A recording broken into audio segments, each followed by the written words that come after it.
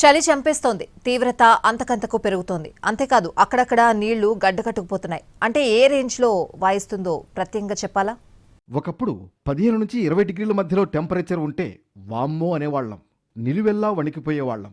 కానీ ఇప్పుడు అంతకు మించి అన్నట్లు చలి కొరుక్కు తింటోంది. తెలుగు రాష్ట్రాల్లో ఉష్ణోగ్రతలు రికార్డు స్థాయిలో పడిపోయాయి. ఏపీలోని అల్లూరు ఏజెన్సీలో మంచుగడ్డలు కనిపిస్తున్నాయంటే ఏ రేంజ్లో ఉందో అర్థం చేసుకోవచ్చు.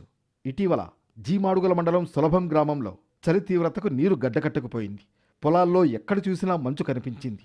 అక్కడ 0 డిగ్రీ టెంపరేచర్ నమోదైంది. గత 4 రోజుల నుంచి మన్యంలోని పలు ప్రాంతాల్లో ఇదే పరిస్థితి కనిపిస్తోంది. ఇక తెలుగు రాష్ట్రాలను మొత్తం తన కంట్రోల్లోకి తీసుకుంది చలి. కొన్ని చోట్లయితే 6 డిగ్రీల నుంచి ఉష్ణోగ్రతలు నమోదయ్యాయి. స్వెట్టర్లు వేసుకోకుండా బయట తిరిగే పరిస్థితి లేదు. హైదరాబాద్ లాంటి సిటీల్లోనే రాత్రి 9 దాటితే రోడ్ల మీద జనం పలచబడిపోతున్నారు. ఒకప్పుడు అర్ధరాత్రి దాటే వరకు కుర్రకారు రోడ్ల మీద షికారులు కొట్టేది. కానీ చలి దెబ్బకు ఇళ్లకెళ్లి తలుపులేసుకుని పడుకుంటున్నారు. రాత్రి వేళల్లో 10 డిగ్రీల వరకు ఉష్ణోగ్రత నమోదవుతోంది. ఇక తెల్లవారుజామునైతే సిటీ శివారు ప్రాంతాలను మంచు ముంచెత్తుతోంది.